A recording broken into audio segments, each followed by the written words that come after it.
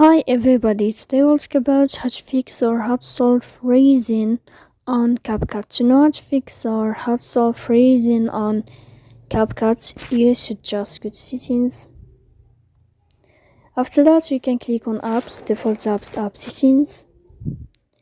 Here in this list, you will enter to CapCut and you can click. Here in this page of app info, you can click on first stop and you can click OK. Here we'll enter to the window of storage. Then you can click clear cache. Don't click clear data because that can cause you errors in your app.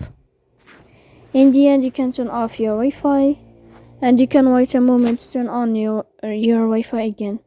So please don't forget to support us by like and subscribe. See you next time in another video and thank you for your attention.